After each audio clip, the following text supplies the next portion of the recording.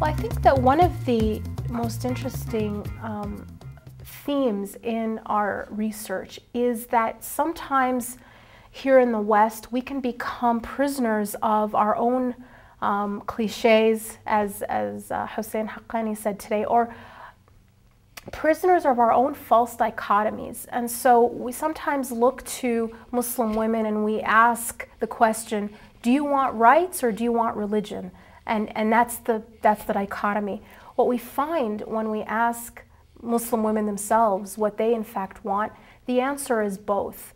And they see no contradiction between the faith they cherish and the rights they deserve. And I think that's one of the most important findings, is that we have to break out of these constructed false dichotomies and really get a much more nuanced understanding of this population, which tells us that they admire much about the West. They see no contradiction between Islam and democracy, or Islam and women's rights, but that these types of things have to grow out of their own cultural context. They cannot be imposed from the outside. I think that there are definitely some ways that the interpretation of Islam needs to change.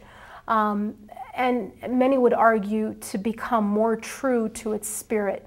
But what is Islam essentially is really the collective understanding of its people, of its followers. And so that piece of human agency is very important.